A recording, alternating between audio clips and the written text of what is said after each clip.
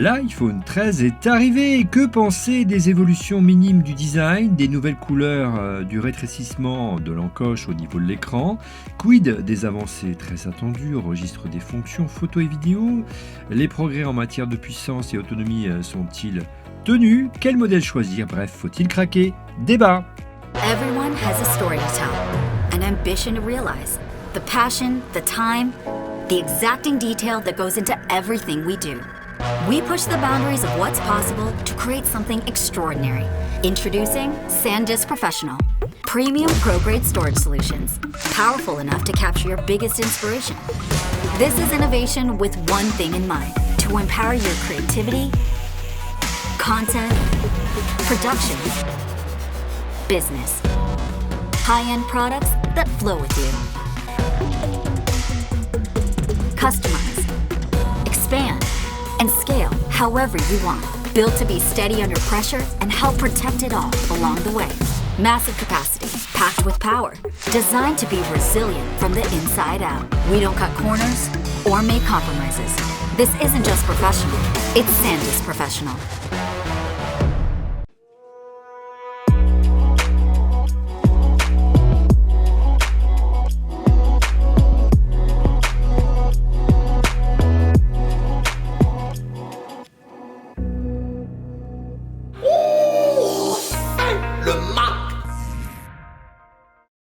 Bonjour à toutes et à tous, vous regardez On refait le Mac, alias ORLM, très heureux de vous retrouver comme chaque semaine pour notre débat tech. Bienvenue ici au village Baïséa qui nous accueille ici pour où nous avons installé notre studio éphémère. Un bonjour particulier à ceux qui nous regardent sur Twitch. Et oui, désormais, tous les vendredis, vous nous retrouvez sur Twitch, en plus de nos chaînes habituelles, YouTube, podcast d'Apple en audio et vidéo, et bien sûr Spotify, Deezer et TuneIn. Allez, on va retrouver tout de suite nos chroniqueurs.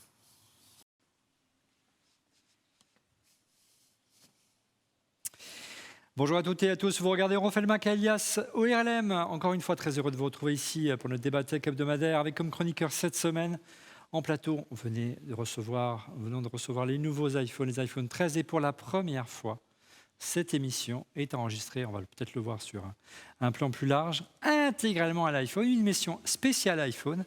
Regardez, on a 3 iPhones en batterie pour enregistrer cette émission.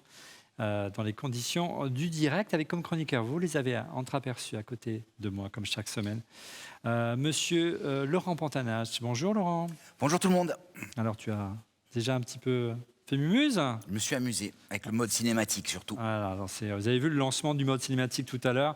Sur mon lancement, c'est tourné à l'iPhone avec le fait bokeh derrière, c'est assez épatant à première vue. Autre chroniqueur, vous le retrouvez chaque semaine dans cette émission. Il s'agit bien sûr de Stéphane Zibi de Ionix. Bonjour Stéphane. Bonjour à tous. Bonjour Olivier, bonjour Laurent, bonjour Emmanuel, bonjour... Ça y est, t'as commandé les 4? Non. Pas On n'a pas entendu l'émission d'avant? Hein? Voilà, bon, on va aussi parler un petit peu de Samsung ce soir. Non. Et enfin, dernier invité en l'absence de Didier Poulicani qui est sur la route ce soir. On a un invité, un remplaçant de luxe en la place d'Emmanuel Pampuri, réalisateur, photographe, globetrotter. Bonjour Emmanuel, comment ça va? Écoute, ça va très bien. Merci de m'avoir invité. C'est un plaisir, d'autant plus que tu as eu la chance de le tester tout l'après-midi avec Didier dans ta Camargue, je crois, du côté du sud là-bas, dans ce magnifique lieu. Et tu vas pouvoir nous parler de la principale valeur ajoutée de cet iPhone 13, et notamment le 13 Pro, bien sûr, de la fonction photographie. On va parler dans un instant. Un mot quand même. C'est important au sujet de notre sponsor, SanDisk et SanDisk Professional. Notez bien SanDisk Professional, car le célèbre constructeur de cartes SD propose désormais une gamme complète de solutions de stockage et d'archivage à destination des pros. L'image, apte à combler chaque étape du processus de création. SanDisk Professional a notamment développé une solution pour optimiser le dérochage. Son nom, le ProDock 4. Ces DockStation se connectent au Mac en Thunderbolt 3, oui, c'est assez étonnant, pour décharger jusqu'à 4 cartes mémoire, et ce, simultanément à des vitesses de transfert jusqu'à 850 mégaoctets par seconde. Ça va plaire à Emmanuel. Évolutif, ce dock dispose de baies d'extension prêtes à accueillir jusqu'à 4 modules de lecteur de carte mémoire au format de votre choix. CF Express, Coast, Red Mini Max, en plus du modèle micro SD, SD et CF.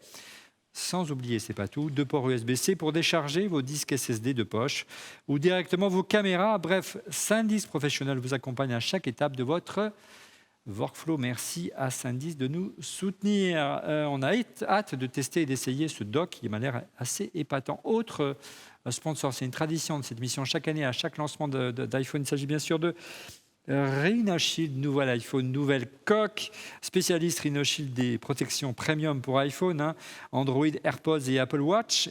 Il est partenaire bien sûr de cette émission. Leurs produits pour la gamme iPhone 13 sont déjà disponibles sur le site rhinoshield.fr. Pour personnaliser votre téléphone, vous aurez le choix entre des finitions classiques et différents matériaux, mais également des collections officielles comme Pac-Man que j'ai là, c'est vraiment très très joli. Ou encore Harry Potter, la NASA et plein d'autres encore. N'hésitez pas à aller faire un tour sur leur site. Il y en a pour tous les goûts. Merci à Rhinoshield de nous soutenir. Allez, on revient aux iPhone 13. C'est l'événement de cette semaine, l'événement tech, même planétaire. Allez-vous craquer? C'est la question qu'on vous a posée cette semaine sur le compte Twitter d'ORLM.tv.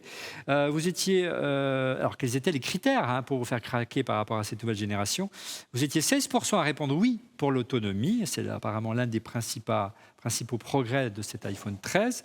28% oui pour la photo vidéo. On va en parler longuement avec Emmanuel ce soir.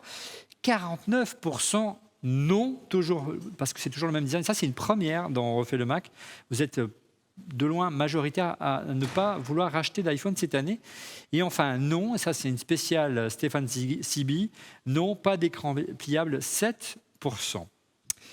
Donc on le disait, vous êtes de loin majoritaire à ne pas vouloir troquer votre ancien pour un nouvel iPhone. Le sentiment en général semble résumé par Stéphane Becquet, qui est un fidèle dont on refait le Mac.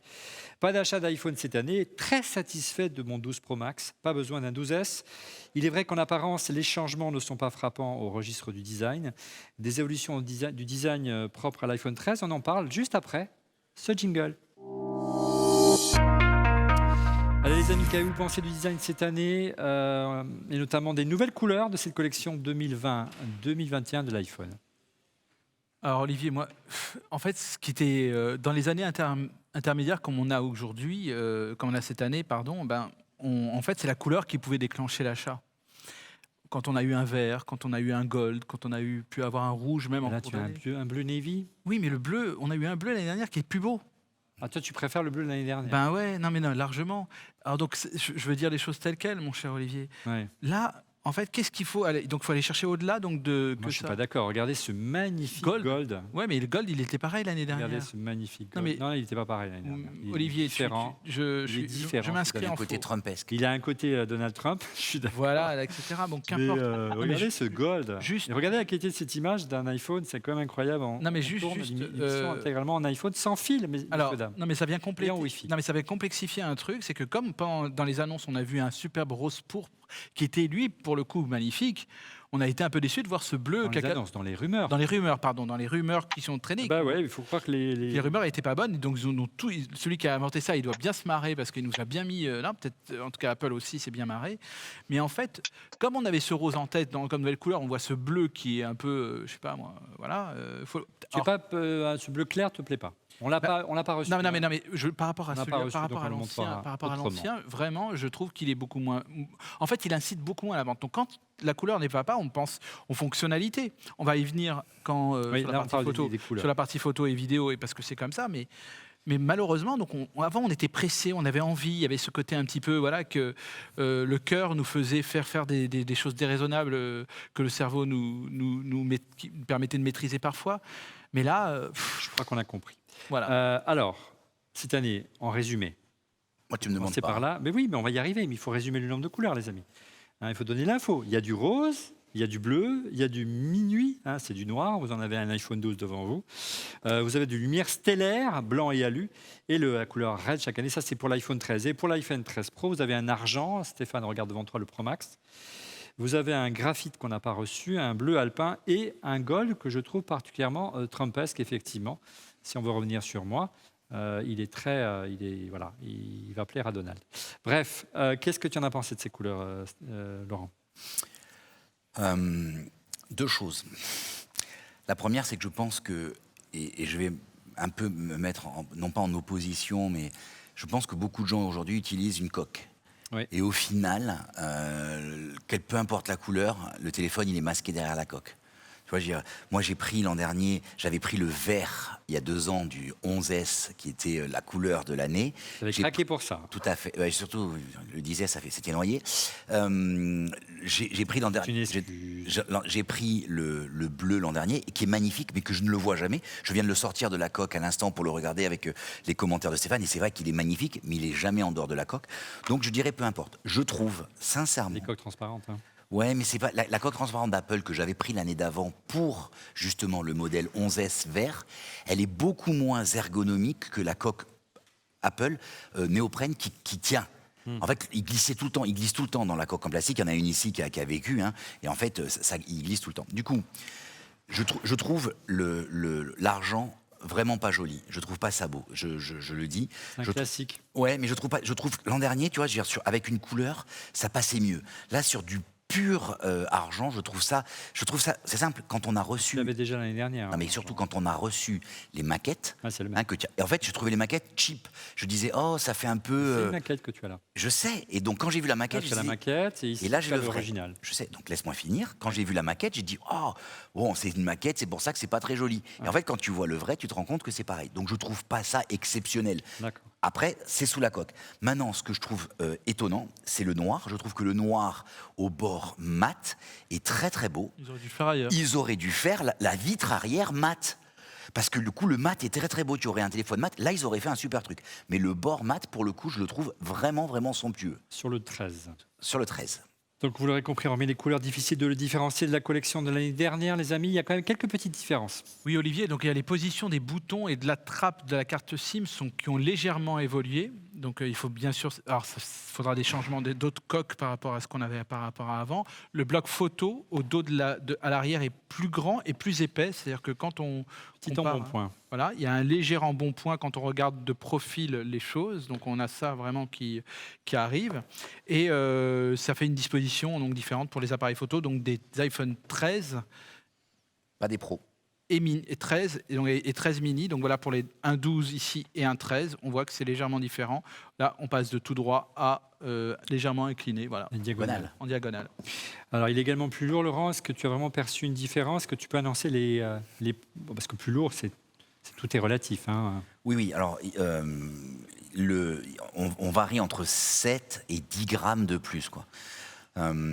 Après, 10 grammes sur un téléphone de 200 grammes, c'est quand même 5% du poids, hein, c'est pas rien. Donc du coup, oui, on le perçoit. Après... Jusqu'à 14 grammes de plus. 14 grammes de plus pour le 13 Pro et 10 grammes pour le Pro Max. Ouais. Tout à fait, excuse-moi. Est-ce que tu as perçu une différence, franchement? C'est imperceptible. Ouais, ils sont lourds, hein, donc...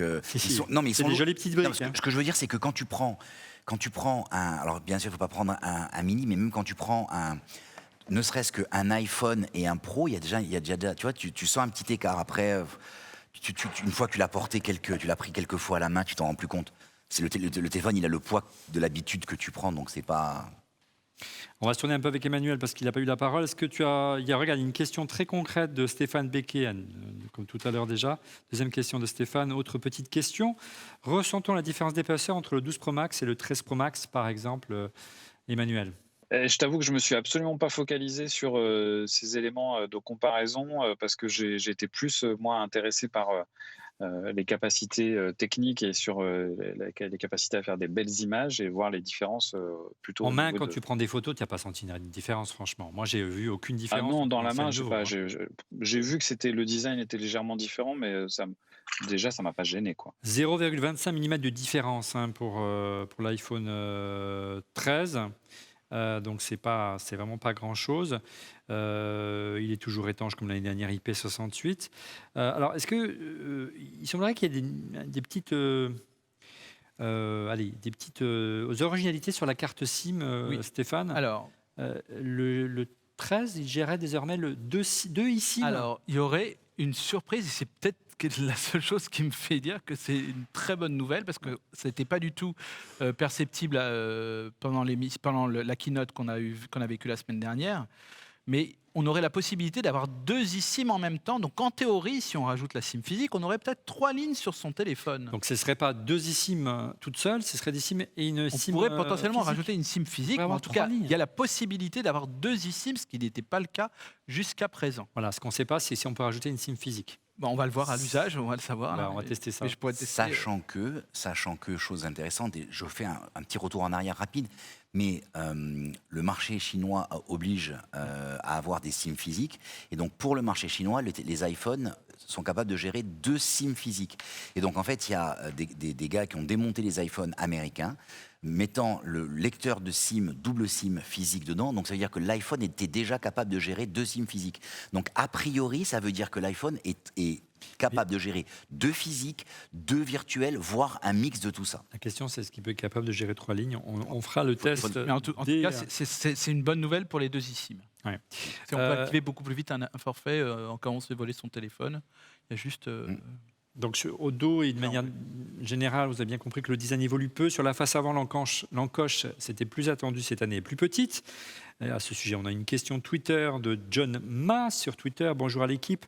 Pensez-vous que l'encoche sera vouée à disparaître, comme les analystes le prédisent, quand on voit que sur les nouveaux modèles du 13, celle-ci est réduite de 20% effectivement cette année. N'avons-nous pas le form factor encoche sur plusieurs années? Votre avis, les amis, de votre côté? Alors, 2 choses. C'est 2 fois que je le fais. La première, c'est que c'est flagrant sur le Pro Max, parce qu'en fait, le Pro Max étant beaucoup plus grand, l'encoche paraît vraiment, vraiment réduite. La deuxième chose, c'est oui, je pense que à terme, il y a vraiment une disparition qui va s'opérer à partir du moment où ils arriveront à faire que Face ID, parce que c'est quand même la grosse partie de ce qui est là-dedans, c'est ce qui importe, c'est pas la caméra, c'est Face ID. Et ils veulent pas, je pense, avoir 2 ou 3 trous, parce que Face ID utilise plusieurs capteurs dans la bande en haut, et du coup, ça serait pas crédible d'avoir 3 petits trous en haut de l'écran, donc voilà. C'est plus joli si on les met de ce côté, j'ai l'impression. Effectivement, 20%. On doute fortement de la possibilité, je pense, les amis, que Apple puisse réduire à la plus simple expression cette encoche, comme le font les fabricants coréens ou les fabricants chinois, où il y a juste un œilleton. Mais ils n'ont pas Face ID. C'est-à-dire qu'ils n'ont pas la technologie Face ID, même s'ils débloquent le téléphone avec la caméra est là-bas. la face, le visage. Mais ce n'est pas la qualité de Face ID. Ouais, mais l'œilleton, par contre, il n'y a pas la reconnaissance faciale 3D, c'est ça? Il y a une reconnaissance faciale, mais qui n'est pas 3D, qui est un peu plus lente. Qui est plus lente, mais qui nous permet il est quand dans le même... noir, donc ça ne sert pas à grand-chose. Bah ouais. Quelque part, Apple est un peu victime ou coincé ou prisonnier de son choix technique, qui apporte une vraie valeur ajoutée quand on l'utilise au quotidien, le Face ID, en termes de sécurité, mais de l'autre, en termes de design, ça les contraint plus fortement. Moi, je doute fortement de la possibilité d'Apple de la réduire à sa plus expression en plusieurs années. On va voir. Surtout que les rumeurs annonçaient une version 2.0 de Face ID, on n'a pas vu arriver. Elle est plus rapide peut-être. Ouais, j'ai pas vraiment c'est du logiciel. J'ai pas senti de différence. Et surtout la possibilité de pouvoir déverrouiller l'iPhone avec le visage masqué, avec le masque en cette période de Covid. Bien sûr, l'Apple Watch permet de le faire, mais ça marche pas toujours super. Restons sur le thème de l'écran. Il est annoncé par Apple comme plus lumineux. Il y a toujours une différence, les amis, entre le 13 et le 13 Pro. En fait, l'écart va de 625 nits, puisque c'est l'unité de mesure, jusqu'à, je ne veux pas dire de bêtises, mais 1200 nits en HDR, donc au maximum. Donc, le pic est en 1200 nits. Ouais. Donc tu vois, il y a quand même un écart entre le plus petit, on va dire le bas de gamme, et l'entrée de gamme. C'est 800 pour l'entrée de gamme, c'était 625 l'année dernière. Ouais, donc du coup, tu passes, de 800 à 1200, tu as quand même 50% de plus. Alors, on l'a reçu depuis un peu moins de 24 heures, donc on n'a pas pu faire vraiment les tests au complet. On va y revenir dans une prochaine émission, mais moi, personnellement, je n'ai pas vraiment perçu de grande différence de ce point-là. Par contre, la nouveauté la plus attendue, c'est Promotion, réservé au 13 Pro. Qu'est-ce que vous en avez pensé par rapport à ce que vous connaissez dans le monde Android, par exemple? Alors, je vais te laisser parler d'Android. Je vais juste faire une remarque. Quand j'ai eu mon iPad Pro en 120, c'était flagrant. Le en 100 MHz. 100 MHz. Le passage d'une fenêtre, tout ce qui était en mobilité, d'un coup, j'avais vraiment l'impression qu'il y avait une espèce de fluidité. Donc, quand on ajoute la puissance d'un nouveau processeur, hein, donc quand on passe d'un vieil iPad à un nouvel iPad, là, je l'ai trouvé ça moins flagrant. Néanmoins, c'est quand même très agréable. C'est beau à voir. Est-ce Voilà. que c'est vraiment... Alors, moi, je sais que quand on a goûté au ProMotion, rappelons que le ProMotion, c'est un affichage à 100 MHz. Il est difficile de revenir à un iPad d'ancienne génération. Est-ce que vous avez ce sentiment sur l'iPhone? Mais c'est comme quand on est passé au Retina. Quand on est passé au Retina, on s'est dit, mince, mais comment on a pu regarder un écran avant? L'écran est pixelisé. Donc Ouais. c'est la même chose. Je suis d'accord avec toi, c'est le retour en arrière qui est difficile. Après, le bond en avant, Je m'amuse paradoxalement... avec pendant que vous Ouais, parliez. Mais... Non, mais le bond en avant, paradoxalement, n'a pas la même, je trouve, n'a pas la même violence. Ça reste agréable. Moi, je ne suis pas... alors, Je est-ce pense que que ça se verrait dans les jeux. Hein. ouais. Est-ce que c'est parce que effectivement c'est du ProMotion mais adaptatif, Stéphane? En fait, c'est pas tout le temps à 100 MHz. Hein. Non, c'est pas pour pas sinon la batterie, je pense qu'on en. Tu n'aurais pas le choc.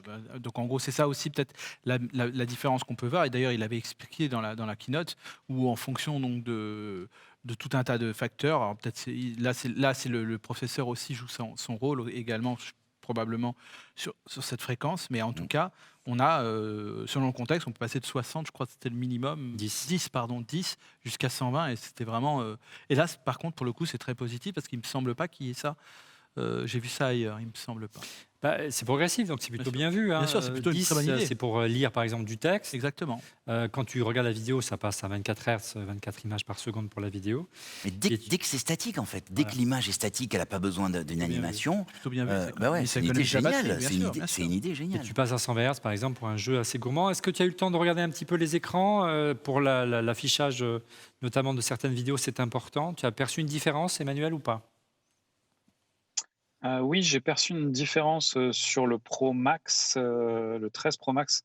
J'ai trouvé une colorimétrie un tout petit peu plus précise et j'ai l'impression qu'il y a un truc au niveau de... Alors, c'est peut-être une perception, hein, mais au niveau du contraste, pourtant on n'a pas changé de technologie de ce côté-là, mais c'est peut-être une amélioration logicielle. En tous les cas, j'ai vu qu'il y avait des choses qui avaient bougé. C'est très, très, très léger. Mais et j'ai eu le 13 normal aussi, qui me semble aussi pas mal. Voilà. Une évolution. À chaque fois, c'est minime, mais significatif. Pas forcément lié au ProMotion. On sait que ça peut varier en fonction des fournisseurs de dalles, notamment en fonction si c'est LG qui fournit ou Samsung. La colorimétrie n'est pas forcément la même. La dominante n'est pas forcément la même non plus. Un mot concernant une réaction sur Twitter concernant justement les écrans. Regardez, une réaction de Potra TV. L'autonomie pourrait me faire craquer, mais le 12 Pro Max suffit largement. J'attends peut-être un écran pliable ou à charnière. À l'ancienne, je ne sais pas, mais la charnière certainement, en style Z Flip, on en a parlé déjà la semaine dernière, il y a 15 jours Stéphane, tu les testes depuis plusieurs semaines. L'offre de téléphone à écran pliable devient mature et de plus en plus séduisante. Tu as un Galaxy Fold 3. Fold 3, oui, tout à fait, depuis plusieurs semaines. Mais c'est vrai que... Alors tout le monde n'a pas la qualité d'écran de Samsung, c'est vrai que, comme je l'ai déjà peut-être dit, mais c'est vrai que là on a quand même un écran avec un verre très fin. On a plus cette impression, à force de plier, de déplier, d'avoir une feuille, une sorte de ligne blanche qui vient se créer au fur et à mesure. Donc on a une qualité d'écran qui est forte. On nous garantit 200 000 ouvertures et fermetures, ce qui fait on serait tranquille pour 4-5 ans. Donc le prix, la durée d'un téléphone vraiment de façon un peu exagérée même parfois, on a quand même quelque chose, c'est un nouvel usage, tout simplement. Mais c'est plus pour de la consultation peut-être? Oui, non, mais surtout, comme je l'ai dit, le flip, ça plaît plus au Quadra et au Quinca. Là, ça plaît plus peut-être aux plus jeunes. C'est une tablette, quoi. C'est une tablette et c'est beaucoup plus encombrant, ça abîme plus les vestes de costume. Il faut vraiment avoir l'usage, je vous le dis franchement. En plus, ça ne coûte pas 2 €, c'est quand même un petit peu encore élevé. Donc, on n'en est pas encore là. Moi, je pense que là, pour le coup, Apple a bien raison d'aller un petit peu plus lentement parce que eux, ils font les premiers de cordée. Ils se sont fait déjà, c'est eux qui ont fait l'alpha et la bêta. Et là, on va peut-être arriver, là, ils sont arrivés à je pense à un modèle très intéressant, mais les prochains seront, je pense, les premiers modèles matures, parce que les prix auront baissé, parce que alors, la C'est technologie... pas cela pour toi, la maturité, c'est pas cette année. Là, ça commence à devenir très intéressant, donc vous pouvez y aller sans problème. Mais l'année Termes prochaine, ah oui, je pense que ça commence à être très intéressant. Il y a un gap entre... Mais vraiment, si vous avez, moi, c'est vrai que pour l'instant, j'utilise toujours celui-ci. Hein, je ne veux pas vous dire de bêtises, mais celui-ci, pour travailler, en complément, ça coûte très cher quand même pour un complément. Mais bon, en tout cas, moi, je vous dis, j'adore travailler. Comme je vous dis, s'il y avait iOS dedans, je pense depuis longtemps, j'aurais basculé. Alors, autre réaction de Mathéo Le Geek, regardez sur Twitter, pareil que beaucoup d'entre nous, je ne compte pas en changer cette année, décidément, vous êtes majoritairement pas convaincus à vouloir changer de téléphone cette année. J'ai un 11 Pro Max qui fait très bien le job, donc il a maintenant 2 ans, et cette génération ne me fait pas rêver, le 13. Le marché est plus que mature, une vraie révolution de design et d'usage est nécessaire. Laurent, est-ce que tu penses que c'est la dernière fois que Apple va sortir un téléphone brique, ou tu penses qu'il y a encore de la marge, sans jeu de mots? Non, je pense qu'en fait, on est aujourd'hui arrivé à des niveaux de qualité, des niveaux de fonctionnalité des téléphones, qui fait que les évolutions ne seront qu'incrémentales. Tu vois, alors peut-être qu'à un moment donné, dans la gamme, Apple sortira un pliable, mais ça sera un des téléphones. Ça sera pas toute la gamme basculera pas d'un coup en pliable. Donc, je ne suis pas certain qu'il y ait une vraie, et j'entends ce que dit notre auditeur, hein, mais une vraie révolution de design. Et aujourd'hui, si tu me demandais de parier sur le 14, je te parie que le 14 aura les bords plats. Voilà. Je peux me tromper, hein, et dans un an, on me ressortira cette vidéo, on me dira « Ah, Laurent, il avait dit que... » Mais je suis quasiment... C'est 3 ans les changements de form factor. Ouais, 2 ans, voire Ça peut être 2, hein, ça peut être 2, s'est ça peut être rallongé. 2, ouais. Le délai.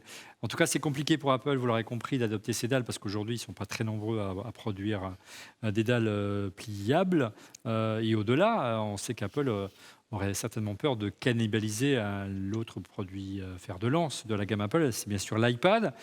Et on comprend peut-être mieux aujourd'hui pourquoi Apple a sorti un peu à la surprise générale, il y a une dizaine de jours maintenant, lors de la keynote présentée par Tim Cook, une nouvelle version de l'iPad mini qui est un petit peu, quelque part, le concurrent direct du Galaxy Fold, si on y regarde de près, Stéphane. Oui, en plus, ce qui était assez amusant, c'est qu'on le tenait bien d'une main dans les vidéos de la présentation. Ouais. Là, on le tenait bien d'une main. On était, et c'est vrai que peu ou prou, quand on regarde les différentes tailles, voilà, c'est à peu près la même chose que ce que faisait de ce qu'on avait sur. Qui ne se plie pas. Sauf que celui-ci ne se plie pas et qui rentre pas Dans ma poche intérieure. Une grosse poche de jean à l'arrière. Ou alors une grosse poche, mais vraiment c'est ça. Mais c'est vrai que pour le coup, l'iPad mini, là, je pense que ça pourrait bien marcher, parce qu'en plus, il n'a pas été renouvelé depuis pas longtemps.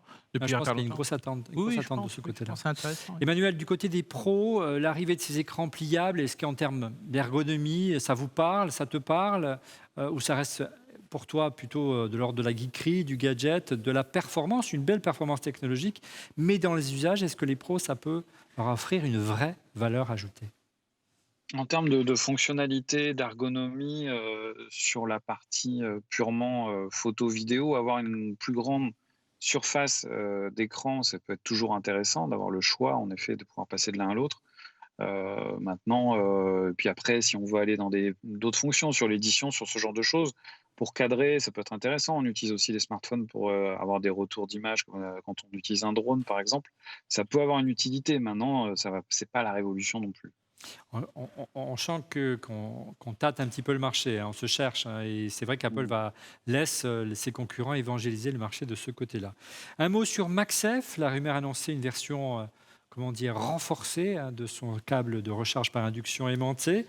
Laurent, à la place, on dispose d'une mise à jour du portefeuille aimanté, et moi, j'étais un peu surpris, hein, de cette mise à jour. Je crois qu'il est en colère. Pourquoi? Alors, je suis très en colère.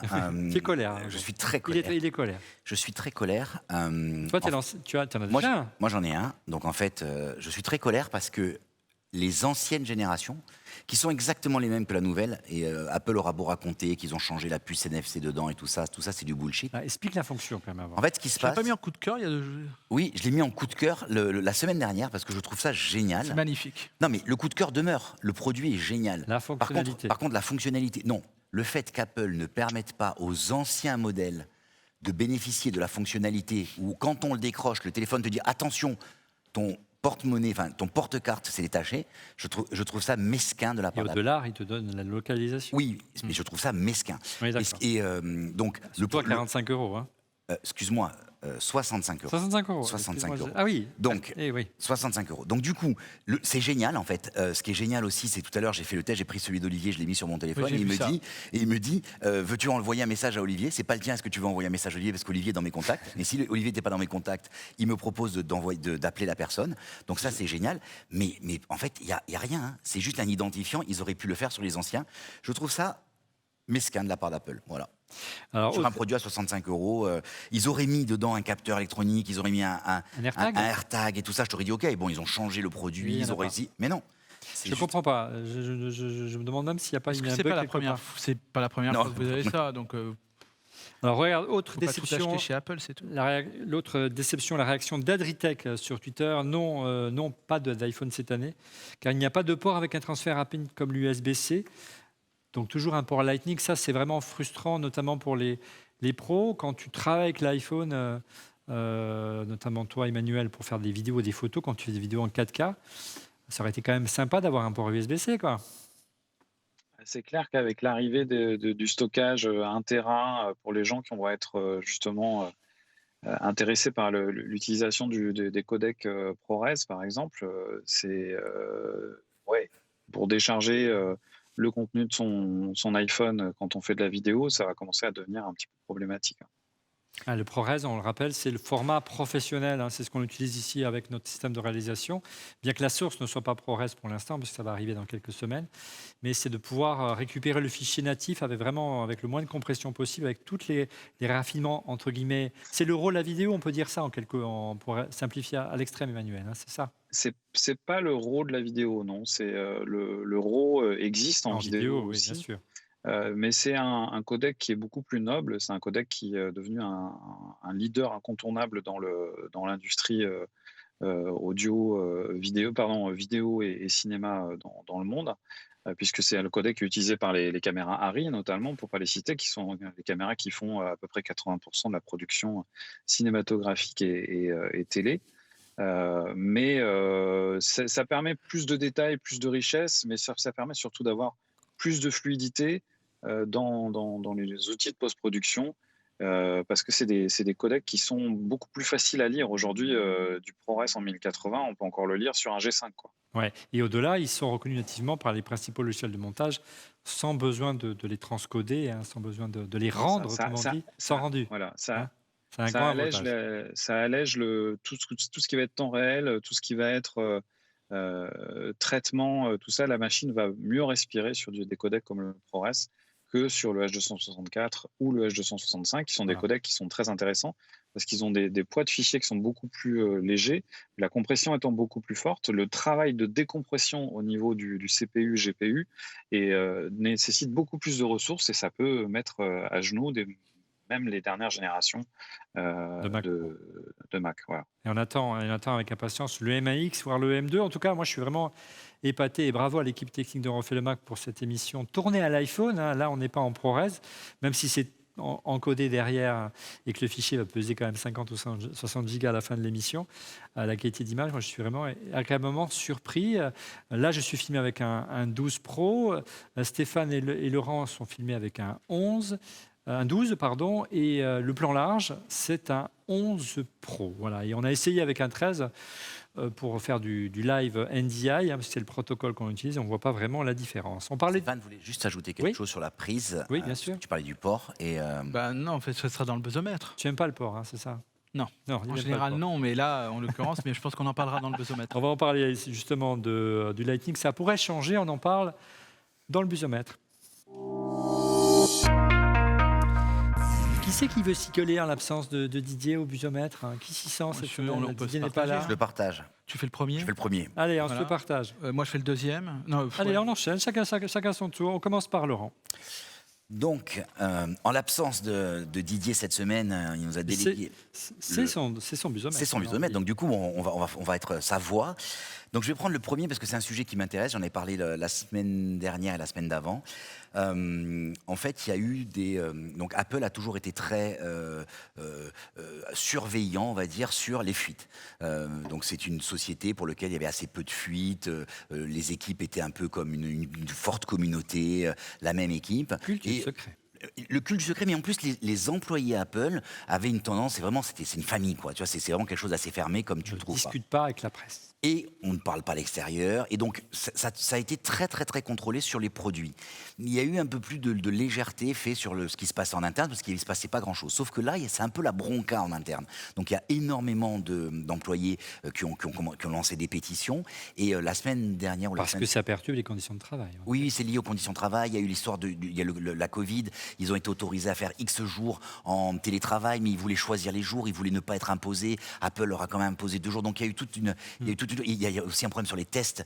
Apple voulait forcer la vaccination, comme ils n'avaient pas le droit de le faire. Ils ont dit que du coup, ils forceraient les tests réguliers des salariés non vaccinés. Bon, ça remue. Et donc, en fait, la semaine dernière, Tim Cook a fait une communication interne.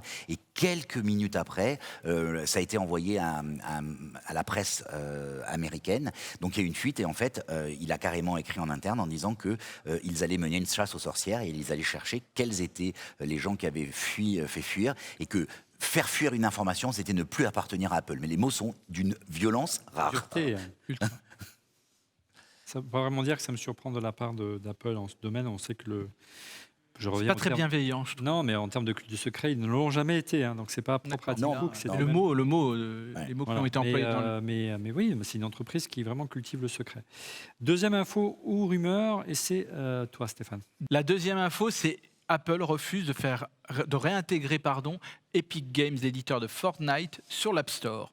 C'est la suite, ou plutôt la conséquence du procès qui va être sûrement à rallonge, parce que ce n'est une fois que toutes les procédures, tout le jugement et les procédures d'appel qui vont suivre, donc ça va prendre plusieurs années, que la décision ou pas de réintégrer Epic sur l'App Store sera faite.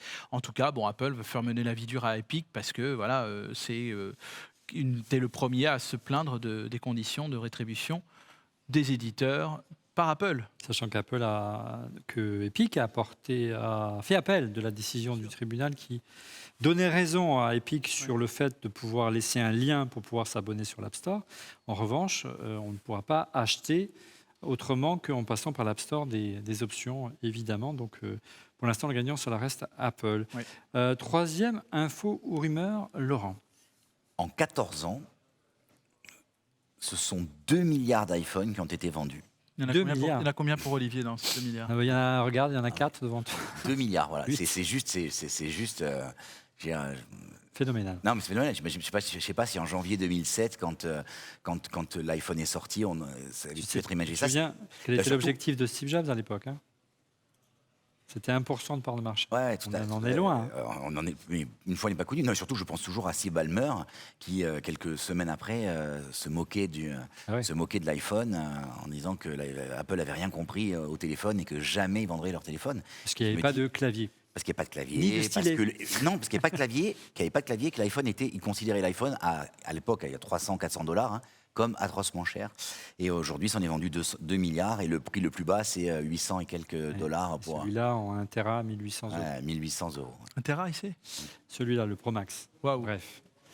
Info suivante ou rumeur, Stéphane. Là, c'est une info, je pense, parce que là, l'Union européenne vise le chargeur unique, donc avec un port USB-C obligatoire dès 2024, ce qui est quand même un véritable changement. C'est une intention, mais après, ils ont déjà eu ça par le passé, mais Apple n'a pas suivi ses contraintes, bien évidemment. C'est simple, il n'y a plus de chargeur électrique dans les boîtes que vous avez là. Regardez, elles sont toutes. Non, mais c'est le port USB-C dont on parle. Il n'y a plus de chargeur d'une part, et derrière, ça reste un port Lightning. Mais effectivement, pour rebondir sur ce que tu disais tout à l'heure, c'est la réglementation européenne qui pourrait imposer à Apple d'adopter le USB-C peut-être dès l'année prochaine. Donc, en gros, la Commission a proposé un port de charge harmonisé pour les appareils électroniques, donc l'USB-C en l'occurrence, une technologie harmonisée de recharge rapide, de dissocier la vente d'un chargeur de la vente de l'appareil électronique, et enfin, une meilleure information du consommateur, parce que quand même, c'est sûr que s'il y a du changement, il faut donner cette information, mais peut-être que nous verrons donc de l'USB-C bientôt.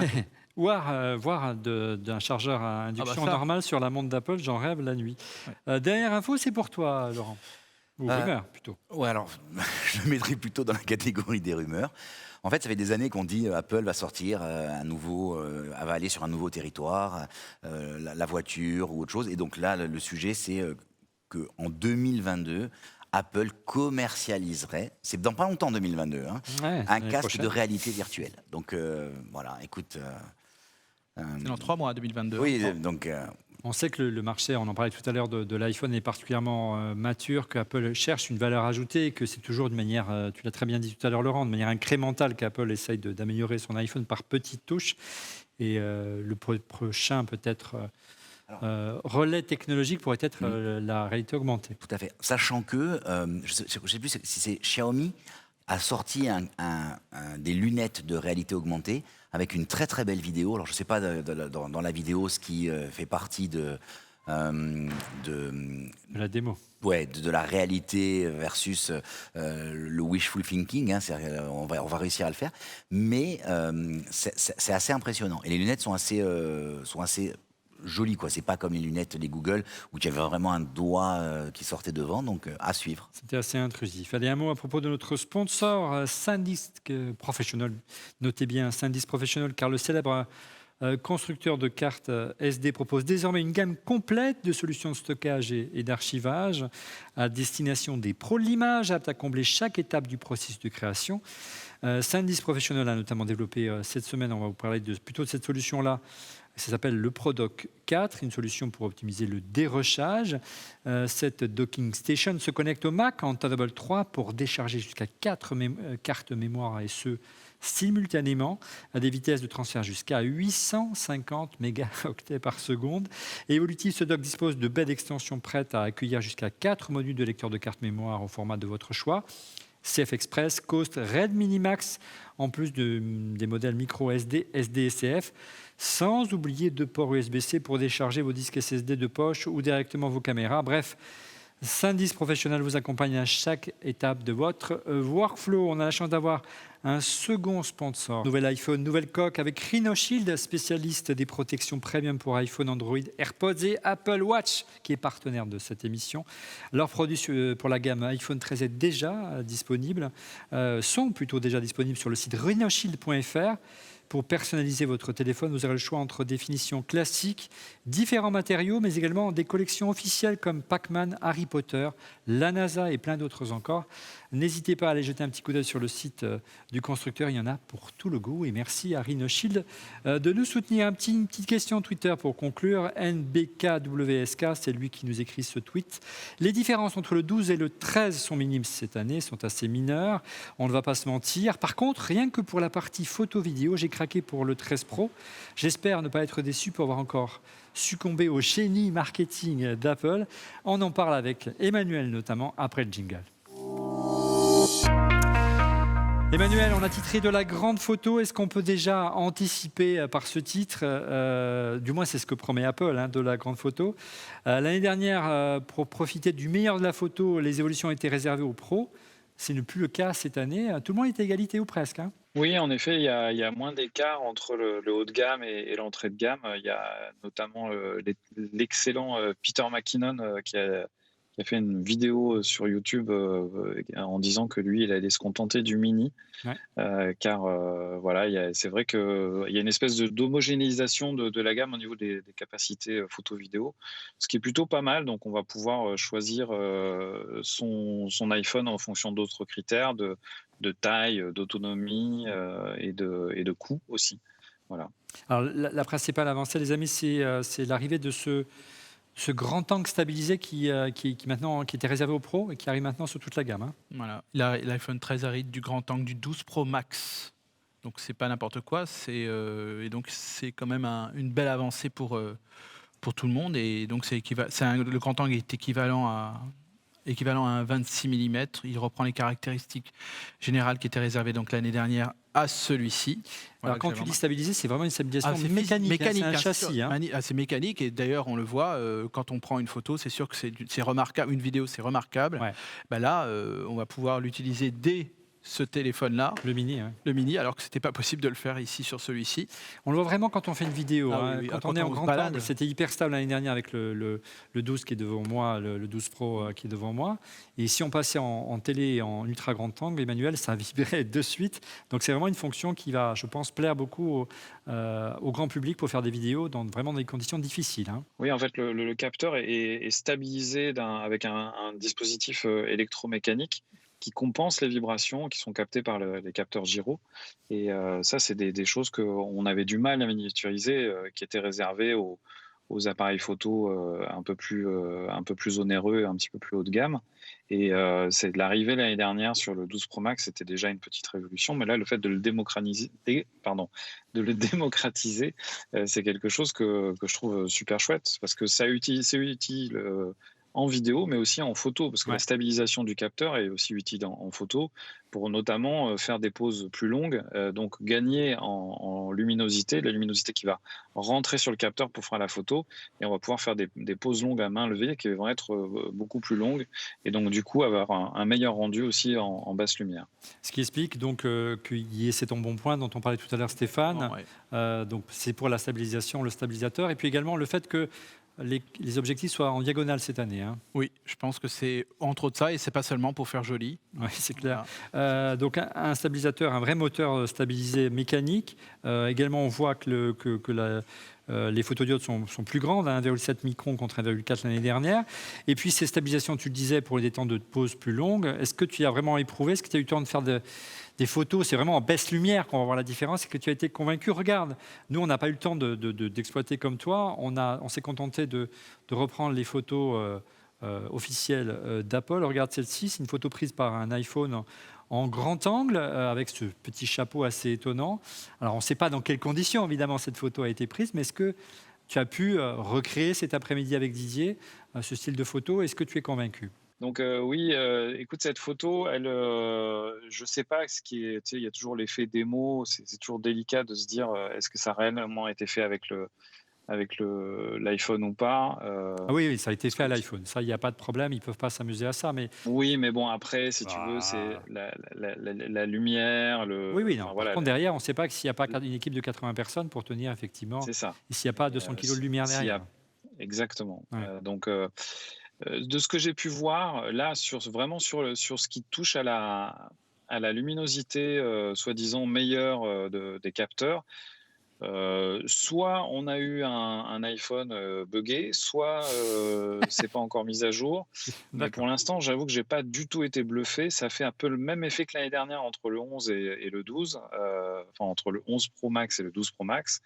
J'avais pas été bluffé par cette mise à jour sur la partie photo. Ouais. Il y avait un mieux, mais ça restait relativement discret.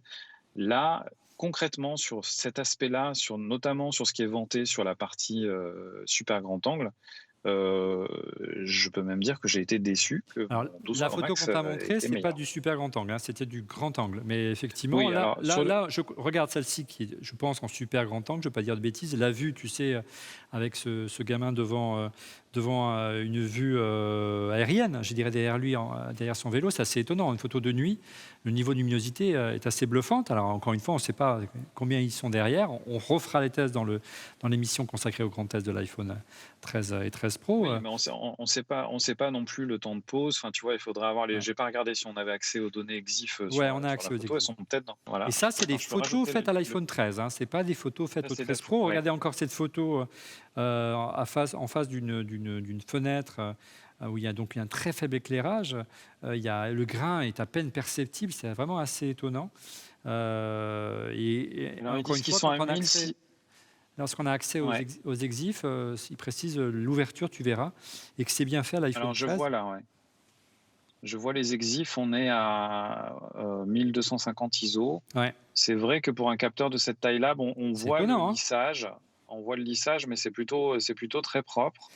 Ça veut dire quoi, après, Emmanuel? Ça veut dire que derrière, il y a un traitement numérique, c'est ça qui fait la différence? C'est en gros comme si on avait passé, on avait donné un retoucheur dans Photoshop, et c'est ça qui fait la différence aujourd'hui, plus que les capacités intrinsèques d'un téléphone par rapport à un réflexe que tu utilises au quotidien? Alors, Aujourd'hui, c'est clair qu'on atteint les limites de ce mot computational, là, de tout ce qui est intelligence artificielle, les algorithmes et les machins. Il y a un moment où de toute façon, il va falloir recentrer le débat sur la partie optique et sur la taille des capteurs. On ne peut pas indéfiniment repousser les limites de la physique et de l'optique, même si on a des résultats qui sont vraiment absolument bluffants. Moi, j'utilise de plus en plus mon iPhone dans tout un tas de projets, que ce soit en photo et en vidéo. Des fois, j'ai juste peur que mon client me dise: ah bon, vous faites ça avec un iPhone? Ouais. Parce que ça fait pas sérieux. Mais j'avoue que j'ai de plus en plus tendance à me dire: mais non, attends, ça, je vais avoir un très bon résultat, et mettre en place mon iPhone pour faire cette prise de vue, ça va être beaucoup plus rapide, donc je vais gagner du temps, et au final, c'est qualitativement suffisant pour être intégré dans une vidéo faite avec d'autres éventuelles caméras, quoi. Et c'est pour Donc, ça que ça nous semblait amusant ce soir, tu vois, de tourner cette émission avec des iPhones, car on a aussi, nous, le réflexe de sortir des grosses caméras robotisées, parce que ça paraît plus sérieux, effectivement, mais dans la réalité, le résultat est assez bluffant. Question d'un jeune internaute sur Twitter, Olivier Friguera d'Ajaccio. Est-ce que tu as remarqué que si les effets de lens flare ont été corrigés cette année, c'est un défaut récurrent, notamment en vidéo, lorsqu'on fait des vidéos en contre-jour, on en est souvent oui. victime sur l'iPhone. Alors là, oui, là, c'est le premier test que j'ai fait. Donc, avec la vidéo que j'ai tournée avec Didier, qui va sortir aussi à peu près au même moment que ça, Ouais. je pense. On mettra le lien. Là, oui, alléluia. Là, j'ai dit alléluia. Ça y est, c'est beaucoup moins. Ouais, on a fait un test comparatif entre le 12 Pro Max et le 13 Pro Max. Vraiment la même lumière avec le même soleil dans le coin. Jusque-là, c'était absolument dégueulasse. Le mot, pour moi, est pas outrancier. Et là, il y a un vrai travail qui a été fait, enfin, parce que c'était un des gros points faibles de la photo et de la vidéo sur l'iPhone. En photo, ça allait à peu près, mais en vidéo, avec la stabilisation, ça avait des espèces de ghosting dégueulasse, avec Ouais. des flares qui sautillaient dans les coins. C'était vraiment pas beau. Et c'est aussi Là, bien le cas sur le 13 que le 13 Pro, ou c'est uniquement le modèle professionnel que tu as vu des progrès? alors, j'ai pas fait de test entre le Les deux. 13 et le 13 Pro. D'accord. C'est plutôt sur le 13 Pro que tu as remarqué. J'ai fait le 13 Pro Max. J'avais le 13 Pro Max, on avait le 13 Bah oui. Pro. On a fait ça très très vite. Ouais, bien sûr. Donc c'était pas, On les a reçus j'ai pas aujourd'hui. pu faire la comparaison, mais en tous les cas, ils ont, à mon avis, travaillé sur c'est le traitement de l'optique, hein, c'est-à-dire c'est tout ce qu'on va lui faire par-dessus, des couches de polissage et de traitement chimique qui va être appliqué sur les lentilles, qui vont permettre de mieux filtrer ces effets qui sont à la base des effets naturels de l'objectif, quoi. Ouais. Et regarde, réaction Twitter, encore une fois, concernant les photos, beaucoup de réactions Twitter de Mano ou Man0, je ne sais pas. Je suis content qu'au niveau photo, le 13 Pro soit identique au 13 Pro Max. Je peux avoir toutes les options du 13 Pro Max dans un format plus petit qui me convient mieux. L'an dernier, le choix était délicat entre le 12 Pro et le 12 Pro Max. Du coup, j'étais resté au 11 Pro. On s'était beaucoup posé la question, Laurent, Stéphane, l'année dernière, quel modèle choisir. Si on voulait faire la vidéo, il fallait vraiment choisir le 11 Pro Max. C'est ce qu'avait choisi 12 Pro Didier. Max. 12 Pro Max. Ouais. Le 12 Pro Max l'année dernière, pardon. Je fais toujours l'erreur, pardon. Cette année, le choix est moins cornélien. Bah, les deux Ouais. sont à égalité, ouais, c'est bien. C'est ce qu'on avait dit l'an dernier. L'an dernier, on avait dit c'est frustrant de se dire que finalement le modèle, qu'il y ait une séparation entre le non pro et le pro, C'est moins net cette année. on peut le comprendre. Non, mais on peut le comprendre. Les moins nets. Par contre, entre le pro et le pro max, c'était pas logique. Et cette année, finalement, ils ont allé carrément à l'opposé. Il y a presque plus de différence entre le non pro et le pro. Et donc, de fait, par extension, le pro max. C'est étonnant, mais bon. Écoute, les années se suivent et ne se ressemblent pas. C'est clair. Alors, la différence quand même est quand même assez marquée toujours entre le 13 et le 13 Pro, hein. Le 13 Pro embarque toujours 3 modules caméra qui sont quand même beaucoup plus grosses que les années précédentes, hein. On retrouve toujours le grand angle, le téléobjectif et l'ultra grand angle et le lidar. Et il y a du nouveau, les amis, sur chacun d'entre eux. Ben, elles ont toutes été améliorées, quoi. Donc le grand angle avec un capteur encore plus grand et une ouverture améliorée. Il y a surtout le téléobjectif à x3 Ouais. en J'allais y physique. venir. Ouais, en J'allais y physique. venir. Là, on était en x2 l'an dernier. Voilà, exactement. Voilà, donc j'allais y Ultra venir. grand angle Avec progresse autofocus également. Voilà, avec un autofocus et donc téléphoto donc à x3 au lieu de x2 l'année dernière, 2,5, oui plutôt. L'ultra grand angle offre toujours un équivalent de 13 mm, mais voit son ouverture agrandie à 1,8 contre 2,4 l'année dernière, ce qui est quand même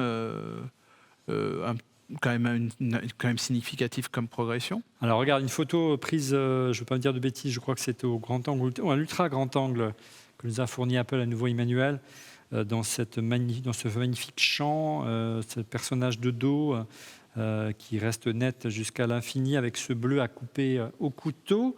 Encore une fois, ça c'est fait au 13 Pro. Voilà, moi je reste stupéfait du talent des photographes d'Apple.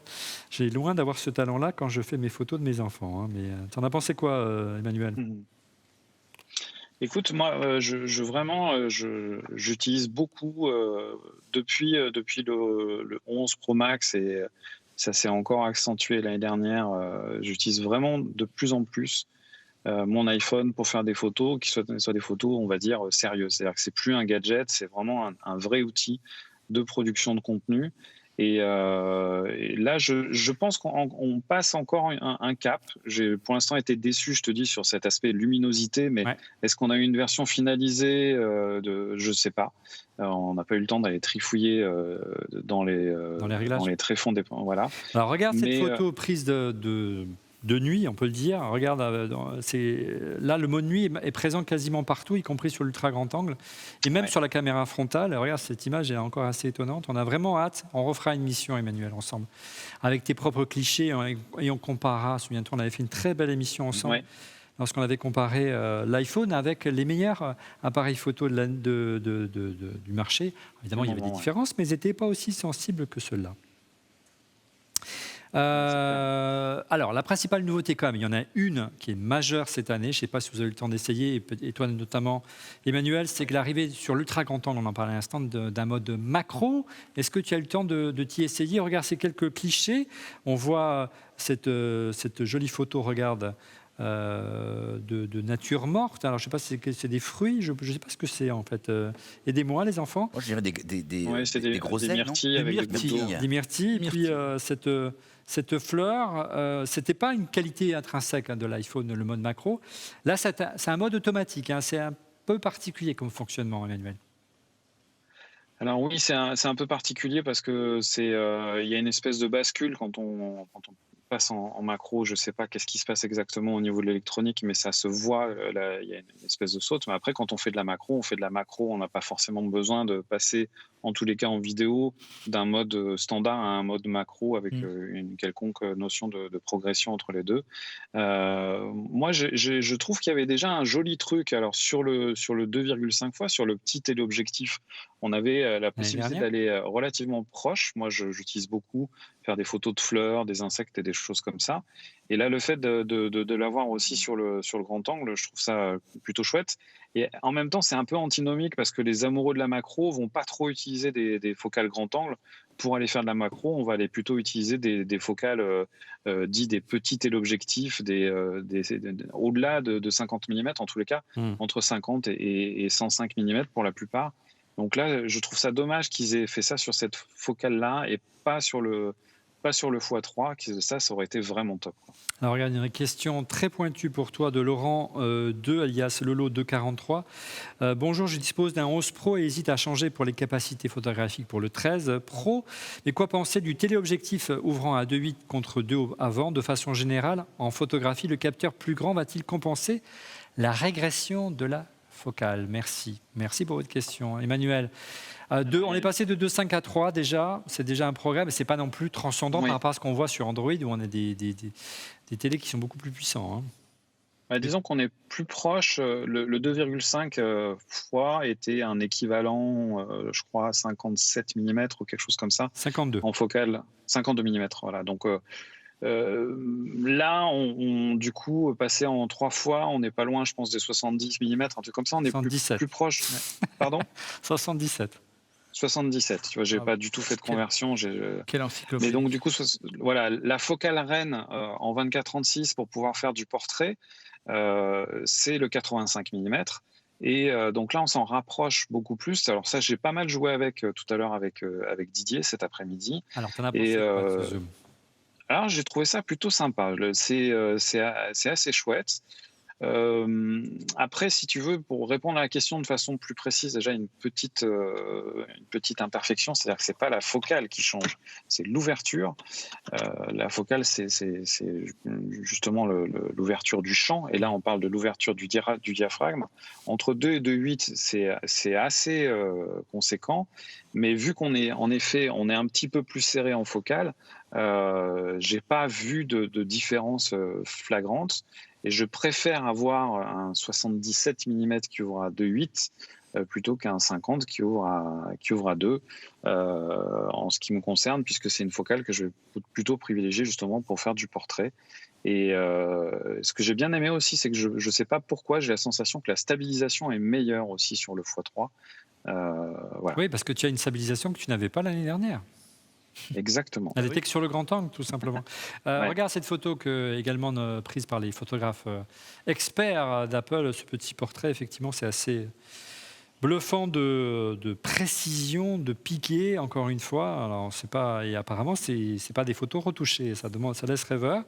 On aura encore une fois l'occasion d'y revenir lors d'un grand test dans cette émission. L'image suivante est pas mal non plus, regardez. Là où on sait que c'est plutôt difficile avec un iPhone ou un smartphone de faire des photos comme ça, en passer de l'ombre à la lumière. C'est assez épatant. Moi, je suis assez bluffé de ces images. Une question Twitter encore pour toi ou pour vous, les amis, de Man0 à nouveau. Est-ce qu'en vidéo, sur l'iPhone 13 Pro, il y a des saccades lorsqu'on change d'objectif? Sur mon 11 Pro, c'était le cas, et du coup en vidéo, passer de l'ultra grand angle au grand angle puis au téléobjectif, ce n'est pas fluide. J'espère qu'Apple a revu sa copie. Est-ce que vous avez fait l'essai? Est-ce que quand on filme, on passe d'un objectif à l'autre? Est-ce que tout simplement ça saccade?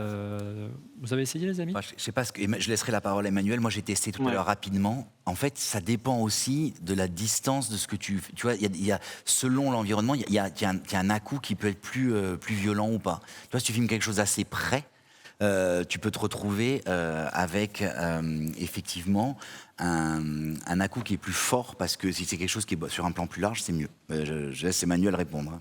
C'est lui l'expert. Alors, encore une fois, moi, je sais pas si on a eu un bug sur l'iPhone 13 Pro Max qui nous a été donné, mais on ne pouvait pas switcher la focale pendant l'enregistrement. Je pense qu'il y avait un souci. Bah non, parce qu'on a essayé de le faire pareil avec le 13 Pro, le 13 qu'on avait. On avait un 13 normal et un 13 Pro Max. Alors, je vais le Et faire les en deux temps avaient réel. le même bug. Alors, c'est ce que... Pardon? Je le fais en temps réel. Pendant Voilà, pendant moi, que je tu bascule. enregistres? Moi, je bascule. Ça marche ou pas? Ça marche. En 4K 60 pendant que tu enregistres? Ah bah écoute, c'est le réglage par défaut. Je passe de 0,5 à 1 et à 3, sans souci. Et non, ça ne saccade pas, c'est un effet progressif. Progressif, bah c'est bien. Non, si, regarde, j'ai la saccade au changement. Ah, moi, j'ai pas de saccade. Non, mais c'est pas comme ça que tu changes. C'est pas comme ça qu'on change. C'est comme ça. Mais tu enregistres en quelle qualité aussi? Alors, je vais te dire ça. Vas-y, continue. Pendant ce temps-là, je regarde. Vas-y. Tu me disais? Moi, on était en 4K 60. Alors, je vais dans... On va voir la taille de la vidéo après. Oui, attends, appareil photo, voilà, j'y suis. J'enregistre en... Non, je suis en 1080p, donc je vais passer en 4K x 60 images par seconde. Ça y est. Voilà, et je vais refaire l'essai. Alors, c'est pas très parlant. Je l'ai eu tout à l'heure. Pas tous en même temps, les amis. Donc, je suis en 0,5, je filme. Je passe en 1, je passe en 2, je passe en 1. Ça marche. Et en plus? Oui, je passe en 3, en 2 et en... Allez, je vous fais l'essai, je vous montre. On le fait sur toi. Je suis en 0,5 ici. Voilà. Regarde. Regardez, je lance l'enregistrement. Je passe en mode grand angle. On te voit. Je passe en mode zoom. Ah, il ne veut pas passer parce que j'ai des gros doigts. On va y arriver. En mode 2. Il ne veut pas passer au mode 2. Ah, il y a un bug. Effectivement. Ah. Ça le faisait tout à l'heure. Hein. Bon, il semblerait qu'il y ait encore des problèmes d'interface. Hein. Il ne veut pas passer en 2. Par contre, je passe en 0,5 et 1. Tu vois, 0,5, 1. Et je ne peux pas activer le zoom. faut que je le passe Et mécaniquement. x3, ça marche pas. Ouais. Factor, ça marche pas. Effectivement, il y a un souci en mode 4K bien vu. On y reviendra la semaine prochaine, donc 15 jours, parce que la semaine prochaine, on va plutôt parler de l'iPad. Est-ce que vous avez essayé ces modes filtres? Qu'est-ce que vous pouvez nous dire sur ces filtres qu'Apple ne veut pas appeler filtres, en fait, puisqu'il veut... oui, c'est ça, en fait. Il ne veut pas appeler ça des filtres, il veut appeler ça des styles photographiques. Oui, que ce soit standard, contraste intense, vif, chaud ou froid, alors que ses concurrents japonais, asiatiques en tout cas, sont peut-être moins littéraires, on va dire ça comme ça. Ouais. Mais en fait, il faut le dire, il y a un style qui sera appliqué à chaque prise de vue. Donc, C'est-à-dire qu'on choisit son style de photo et ça va être décliné à l'infini. Alors c'est ça qui est perturbant en fait. Au moment où tu lances l'application, la première fois l'application photo, il te dit voulez-vous choisir un style? Et je crois qu'il y a 4 choix. Hein. Tu vas standard, contraste, vif, chaud, vif. et froid. Ouais. Et moi, ce que j'aime, c'est le contraste, hein, mais je peux comprendre que d'autres aiment d'autres. Mais par contre, c'est frustrant de dire que c'est imposé sur toutes tes photos. Regarde, on voit quelques photos, effectivement, on voit l'évolution des tonalités des couleurs. Alors, par contre, on ne peut pas le modifier après. Hein. Une fois que tu as pris la photo, tu ne pourras pas revenir en arrière. Donc, il faudra faire attention. Il faut changer le filtre. Non, il faudra changer en amont. Une fois que tu choisis ton filtre, ton style, tu ne peux pas revenir en arrière. Donc, il faudra vraiment faire attention à ce que l'on veut. Ça me rappelle quand on choisissait les equalizers, si on aimait plus de basses, moins de basses, etc. Là, tu ne peux plus changer. Voilà. Emmanuel, il en pense quoi? Emmanuel, tu as essayé les styles, c'est pas trop ton style, sans jeu de mots. Tu aimes plutôt les photos brutes de ton côté. Moi, j'aime surtout avoir la possibilité de retravailler ma photo a posteriori. Donc, j'aime prendre une photo dans un mode le plus neutre possible. Donc non, j'ai absolument pas été explorer ce genre de choses. Après, ça peut être sympa en effet pour des gens qui sont pas photographes, mais c'est pas ce genre d'option qui va m'intéresser. Ouais. On conclut au registre de la vidéo cette fois-ci. À présent, les enregistrements sont toujours en vidéo HDR en Dolby Vision jusqu'à 4K, mais cette année c'est du 60 images par seconde contre 30 images par seconde sur les 12 l'année dernière. Donc c'est vraiment appréciable, même si le basculement des objectifs c'est pas aussi évident, Emmanuel. Écoute, oui, c'est intéressant d'avoir. Pas de 8K. Non. Pour moi, c'est un peu tôt, surtout par rapport à la taille des capteurs, de faire du 8K. Mais 60 images par seconde, ça peut être intéressant. Ça devient un petit peu le 4K 60. C'est un peu la norme qui est émergente, on va dire. Ouais. Et puis, ça peut être intéressant, justement, pour faire des petits ralentis x2. Quand on finit à 24 images par seconde, par exemple, ça peut être intéressant, ça fait un peu plus de x2 au ralenti, ça peut être pas mal en post-production. Le ProRes, il faudra attendre encore quelques mois le temps de la mise à jour, mais le clou du spectacle de cet Apple Event, c'est le mode cinématique. Regardez ces images également fournies par Apple avec ce sujet qui passe de l'ombre à la lumière et du flou au net. C'est des effets assez hollywoodiens. On a fait une petite démonstration modestement grâce à notre réalisateur François Bantan en ouverture de cette émission. Lorsque j'étais filmé en mode cinématique et l'effet bokeh derrière était donc un fait numérique. Tu as essayé brièvement, mais essayé quand même cet après-midi, Emmanuel. Qu'est-ce que tu en as pensé? C'est perfectible ou c'est déjà prometteur? Écoute, ça reste gadget, ça va pas contenter des professionnels exigeants et les amoureux des beaux effets de bokeh optique, mais ça fait la blague, c'est de mieux en mieux, l'algorithme est de plus en plus précis. Il y a encore des fois, on sent que malgré l'utilisation du lidar, il y a encore des trous qu'il a du mal à détecter, qu'il a du mal à remplir de flou. Il y a toujours un effet qui reste assez synthétique, assez numérique, qui pas assez sexy à mon goût, mais il faut quand même dire que c'est bien foutu. Les bascules de mise au point sont plutôt bien foutues. Quand on a quand on tourne la tête comme ça, qu'il y a le regard qui passe d'une personne à l'autre, ça marche globalement très très bien. Ouais. Il y a une limitation par contre, c'est qu'on est limité au 1080. Après, ça se comprend, on en parle dans la vidéo avec Didier, c'est-à-dire que malgré la puissance de la puce intégrée, faire ça sur du 4K, c'est 4 fois plus de pixels à gérer. Et c'est aussi 4 fois plus de risque de faire du cacaboudin, quoi. Ouais. Alors, il y a eu pas mal de journalistes qui ont eu la chance de l'avoir depuis une dizaine de jours, depuis sa présentation par Tim Cook. Donc, ils ont eu plus de temps de le tester. Ils sont assez partagés, ils sont parfois un peu sévères. Ils disent carrément qu'ils comparent l'option cinématique à la première option effet bokeh, souviens-toi, du téléobjectif de l'iPhone 7 il y a quelques années. Est-ce que c'est pas un peu sévère, Laurent? Tu as essayé. Alors évidemment, on est loin de ce que disait Tim Cook, vous devenez un pro du cinéma. Non, mais l'effet est assez... Moi, j'ai trouvé ça assez bluffant. Franchement. moi, je me suis mis dans la peau de quelqu'un qui est ni photographe, ni, Bah oui, c'est ça dont ni il s'agit. réalisateur, ni Oui, c'est et ça. qui ne sait pas ce que c'est les lumières. Et je me suis amusé tout à l'heure. J'ai pris le téléphone. On avait notre ingénieur du son et notre réalisateur qui passait et notre responsable de la lumière qui passait devant moi. Et en fait, ils se parlaient, ils regardaient. Donc en fait, je les ai filmés et l'effet, et j'ai trouvé ça bluffant.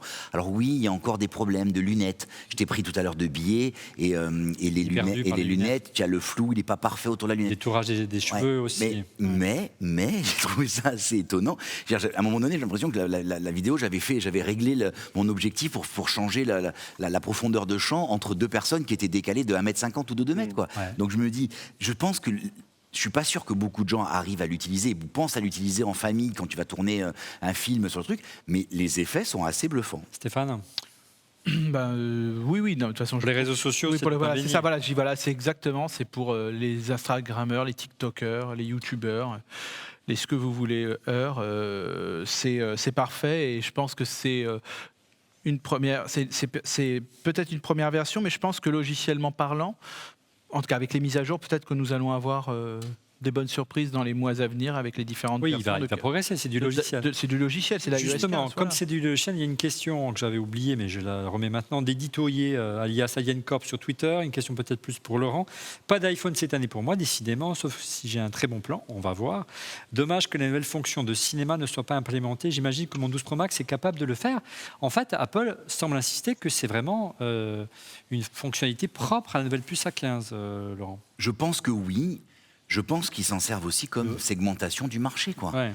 Donc du coup, c'est un vrai, c'est à un Le moment- réseau neuronal propre à la 15, c'est du bullshit, le NPU? Non, c'est pas ça. Ce que je veux te dire, c'est que je pense qu'au pire, tu pourrais le faire, tu vois, en mettant un temps de traitement qui est plus long sur l'autre téléphone. D'accord. Mais c'est pas l'expérience utilisateur qu'ils veulent. Donc du coup, ils le réservent au dernier téléphone. Oui, c'est vraiment un mix d'algorithmes, de C'est ça. détection d'objets, donc c'est pour ça, et de personnes et de mouvements, donc c'est sûr qu'il faut des puissances de calcul un peu plus importantes. La 15, visiblement, les a. La 14 pourrait l'avoir. Peut-être que ça pourrait être lors, comme je l'ai dit, d'une mise à jour d'iOS 15 plus crois tard. pas. Moi non Non, moi non plus. plus. Voilà, donc peut-être sera bridé, tant pis. C'est Allez, pas on la première avance fois. justement et on va parler de faire un gros plan justement sur la nouvelle puce, la puce A15. Laurent, je te laisse la main. Pas de révolution cette année sur la puce A15. Non, pas de révolution, mais ça reste encore une puce gravée en 5 nanomètres comme la 14. Hein, donc il y en a qui rêveraient Bah oui, c'est quand même la révolution. C'est une année de transition quand même. Oui. On a 6 cœurs sur la partie CPU. On a avec en plus ils ont séparé les cœurs avec 2 cœurs haute performance et 4 cœurs basse consommation pour laisser traiter les tâches. Tu vois, quand il y a moins d'activité. Et sur la partie graphique, pour la première fois, Apple a intégré 5 puces. 5 cœurs à la puce, alors sur les modèles Pro, mais du coup, il y a une dimension. La puce a vraiment sa partie GPU à l'intérieur. Tu vois, Il y a une différence en termes de puce cette année pour la première fois entre le Pro et le normal, ce qu'il n'y avait pas les années précédentes. Effectivement, il y a 5 cœurs contre 4. On n'a pas vraiment eu le temps de vraiment le pousser dans ses extrêmes. On a eu juste le temps. On y reviendra très en détail dans une mission de grands tests, on vous la promet, sur les iPhone 13. On a fait quelques tests Geekbench. On a commencé avec l'iPhone 11 Pro, on est passé à l'iPhone 12, puis à l'iPhone 13, à l'iPhone 12 Pro, à l'iPhone 13 Pro. Regardez, quand de l'iPhone 11 en benchmark, donc c'est vraiment la puissance intrinsèque du processeur, en simple cœur, on est à 1330. En 12 Pro, en 12, on passe à 1324, donc on est vraiment très proche. En 12 Pro, on passe à 1585 et on augmente encore de 200 pour le 13 Pro de cette année à 1700. Par contre, en multicœur, là, on voit une vraie différence. Regardez, on culmine à 4698, donc il y a un vrai progrès de l'ordre de 20%, comme chaque année finalement, bien qu'il n'y ait pas de révolution sur ce processeur-là. Cette année, par contre, en mode compute, c'est plus impressionnant, 9482 l'année dernière, 14 319 cette année. Il y a même un écart plus important avec l'iPhone 13 normal. Là, on utilise le GPU. Un cœur en moins, on tombe à 10 000 sur l'iPhone 13. Par contre, regardez l'écart avec l'iPhone 11 Pro d'il y a 2 ans. On double la puissance, on passe de 7005 à 14003. Là, c'est vraiment parlant, mais ça reste de la puissance brute. On essaiera de vous faire des tests au long cours, notamment avec Emmanuel, peut-être pour des rendus vidéo, en matière d'usage et de productivité. En tout cas, ce qui semble être marquant, c'est que cette puce A15 a une faculté à rester dans les tours plus facilement, à monter en température plus facilement et à dissiper plus facilement la chaleur, là où la 14 avait besoin de baisser sa fréquence. C'est assez étonnant, et ce qui explique notamment que l'autonomie semble au rendez-vous. On en parle à présent dans le prochain chapitre. On va vite, c'est formidable. L'autonomie, elle est vraiment en hausse. C'est vraiment la bonne surprise. On s'y attendait, Stéphane Laurent. C'était annoncé. Des gains attendus, même qui vont au-delà, selon les testeurs qui les ont depuis une quinzaine de jours, bien au-delà des 1,5 heures et 2,5 heures annoncés par Apple pour le 13 et le 13 Pro. Alors oui, donc c'est vrai qu'Apple annonce un gain d'une heure et demie pour les iPhone 13 par rapport aux 12 et jusqu'à 2h30 pour les iPhone 13 Pro. Et le Pro Max en particulier.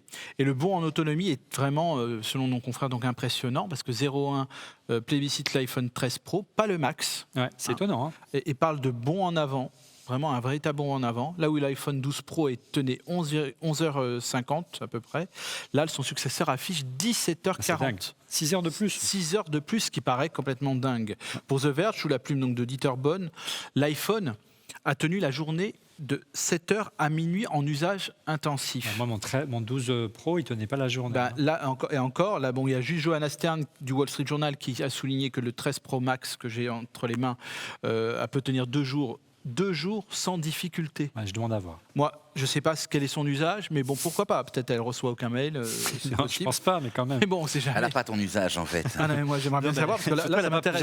Non, mais je vous dis, là, quand j'ai vu ça, j'ai dit, ça a quand même éveillé mon intérêt, mon réintérêt pour éventuellement changer. Ouais, et le maillon faible, quand même, de la gamme jusqu'à maintenant, j'ai mon épouse qui a un 13, elle tient un mini, elle ne tient pas la journée. Est-ce qu'il y a du progrès de ce côté-là ? Alors, le mini, pour revenir sur le mini, le gars est quand même aussi appréciable, parce que Patrick Hollande de CNET a tenu toute la journée, alors qu'il devait régulièrement charger son 12 c'est mini. une performance. Donc là, quand même, là c'est vraiment un petit appareil, donc on sait que la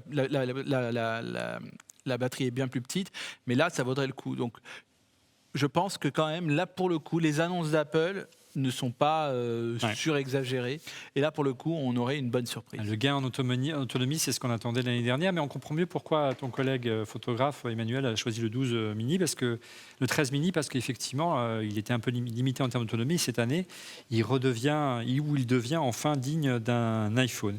Question de Manzero à nouveau. Comment se fait-il que le 13 Pro a une meilleure autonomie que le 13 ? C'est annoncé sur le site d'Apple en comparant les deux iPhones. Alors qu'il est censé avoir une batterie plus petite, d'après le site iGen, iPhone 13, 12,41 Wh, iPhone 13 Pro, 11,97 Wh. Je ne suis pas très sûr de ces chiffres-là. C'est probable. Hein. Mano, je ne suis pas très certain. D'ordinaire, les batteries sont identiques entre le 13 entre tous les modèles. Donc voilà, on verra. On va attendre simplement que nos amis d'iFixit démontent le produit. On peut peut-être imaginer que le Pro Max creuse l'écart, et le Pro notamment par rapport au 13, justement parce qu'il y a un écran ProMotion et que ça permet d'économiser un petit peu sur la batterie, non ? Sûrement. Possible. Allez, dernier chapitre, et le plus important de cette émission, quel modèle choisir ?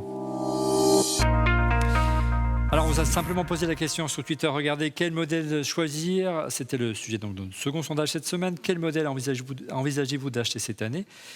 Et vous étiez 17% à choisir l'iPhone 13 mini, à nouveau 17% à choisir l'iPhone 13.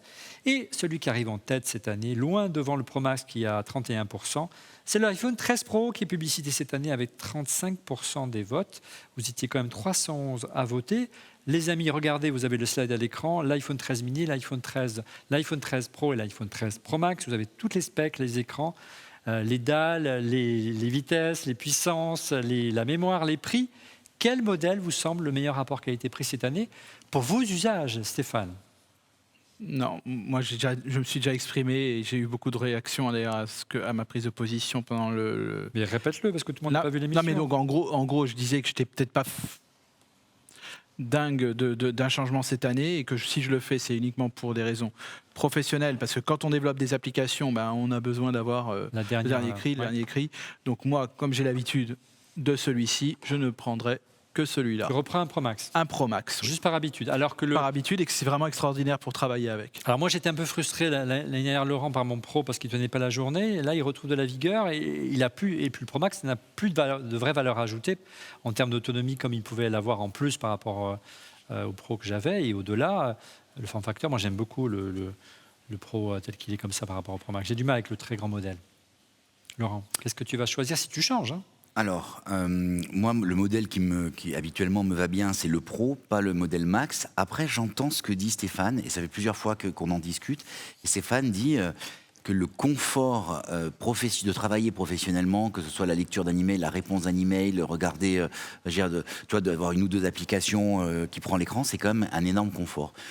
J'aurais envie de tester, tu vois, peut-être un Pro Max, voir si... J'avais fait ça sur le modèle 7 ou 8, et j'avais adoré. Mais à l'époque, c'est un sacré brique, le Pro c'est Max. une sacrée brique. Tu rajoutes une housse. Bah oui, c'est ça, mais moi je sais pas, moi je me suis habitué, moi je vous dis la vérité. Alors, on va voir, parce qu'il y a l'iPad mini, on va tester ça l'année Oui, mais prochaine. je la sais semaine pas, prochaine. Je téléphone pas avec l'iPad mini. Ah, tu téléphones pas, mais moi je téléphone pas avec l'iPhone. C'est ça aujourd'hui, c'est-à-dire que l'iPhone, on consulte plus qu'on téléphone, hein, tu vois. Mais Emmanuel, de ton côté, qu'est-ce que tu penses de cette gamme? Si tu avais d'abord, est-ce que tu vas changer cette année et au-delà? Quel modèle tu choisirais par rapport à tes usages qui, j'imagine, sont plutôt pro? Écoute, moi je suis très excité par cette arrivée du ProRes et de pouvoir utiliser, d'aller encore plus loin dans l'utilisation professionnelle et l'intégration de la prise de vue photo et vidéo, surtout dans les films que je produis. Du coup, l'année dernière, j'avais craqué pour le Pro Max et j'avais aussi un 11 Pro Max, donc je m'étais dit, tiens, je vais rester dans cette taille d'écran. Mais aujourd'hui, vu qu'il n'y a plus de différenciation ni sur le module photo, ni l'avantage sur l'autonomie, j'avoue que le form factor du 13 Pro me tente plus. Et j'ai tendance j'ai quand même remarqué que depuis que j'ai un très grand écran, que je suis passé sur les Max, j'ai tendance à plus utiliser mon téléphone pour glander, ne rien foutre et aller swiper sur Instagram.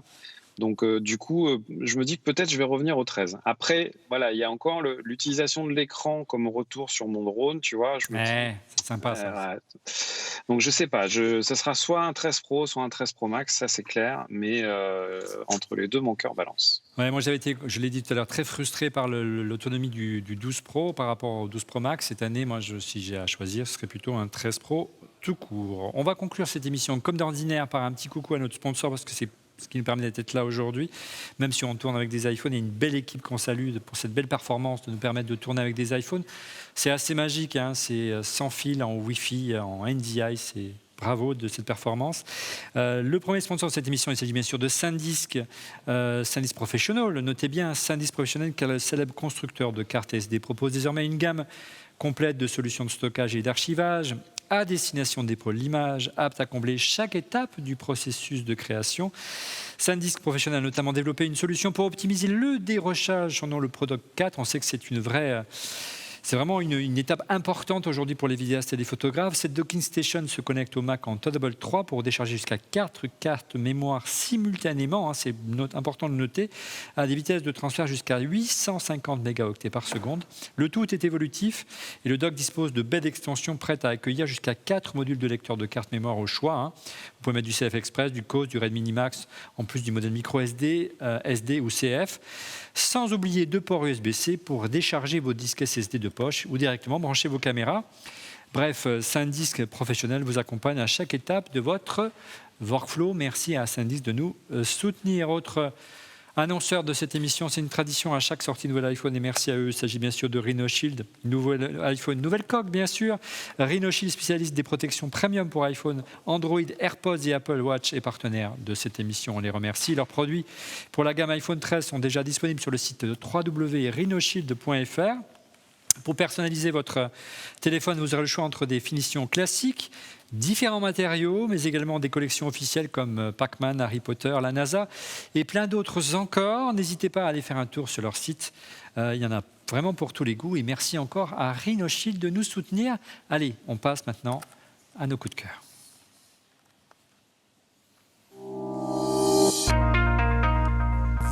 Les coups de cœur, on commence juste avec Emmanuel.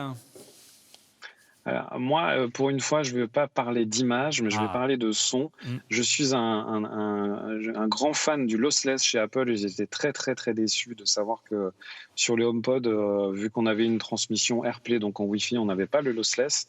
Et là, a priori, j'ai lu des news qui semblaient dire que ça allait bientôt se résoudre, puisque dans la nouvelle bêta, on a accès, a priori, au lossless sur les HomePod. Donc, alléluia, je trouve que c'est une très très bonne nouvelle.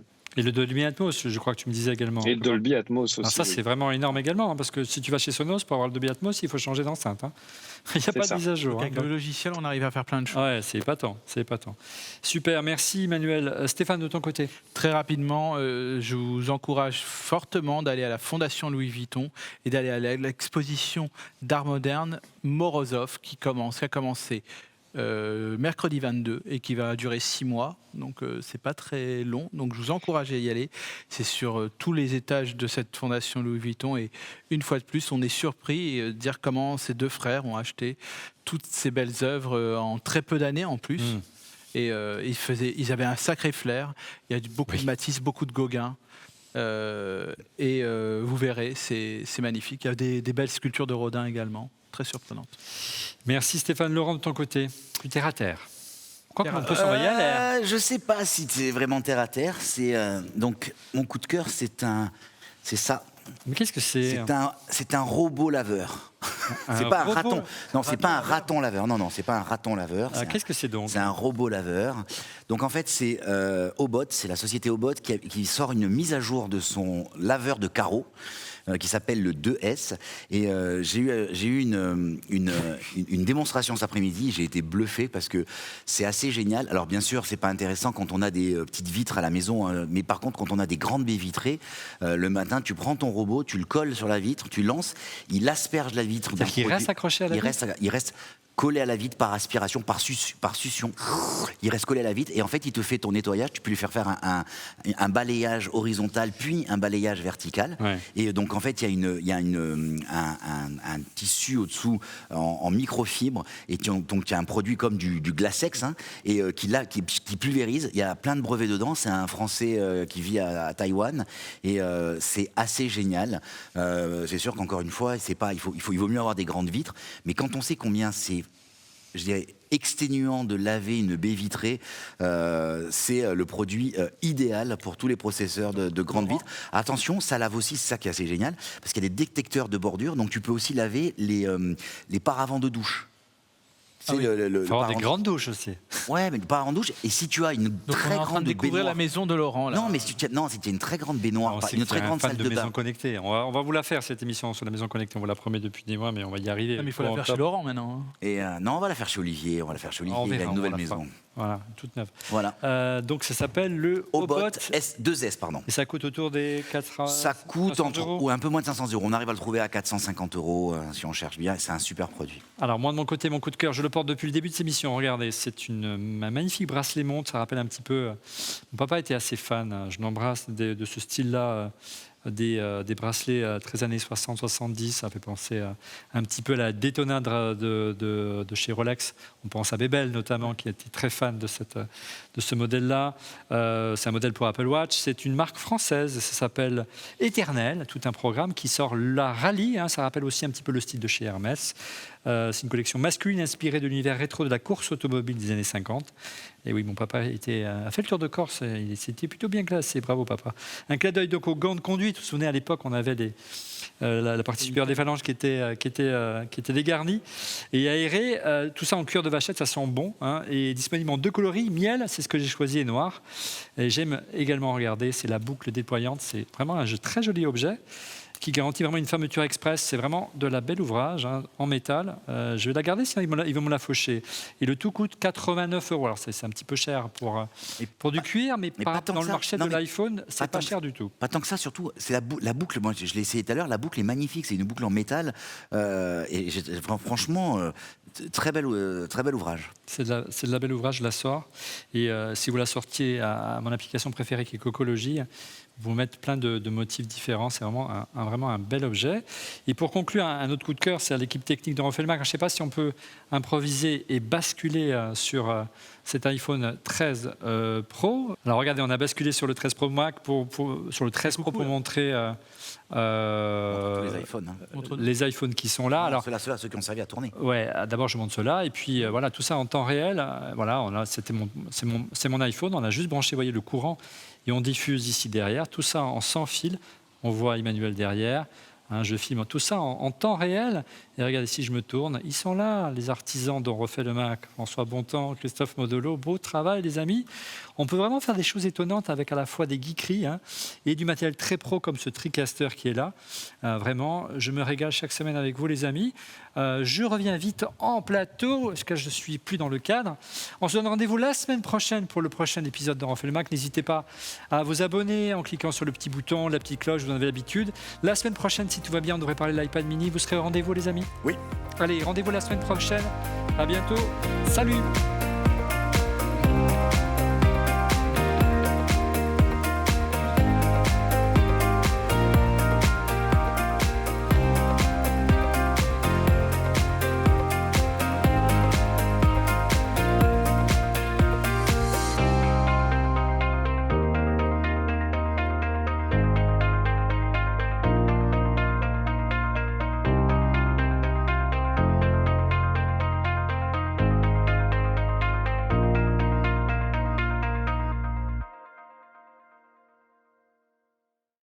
Everyone has a story to tell, an ambition to realize, the passion, the time, the exacting detail that goes into everything we do. We push the boundaries of what's possible to create something extraordinary. Introducing SanDisk Professional. Premium pro-grade storage solutions, powerful enough to capture your biggest inspiration. This is innovation with one thing in mind, to empower your creativity, content, production, business. High-end products that flow with you. Customize, expand, and scale however you want. Built to be steady under pressure and help protect it all along the way. Massive capacity, packed with power. Designed to be resilient from the inside out. We don't cut corners or make compromises. This isn't just professional, it's SanDisk Professional.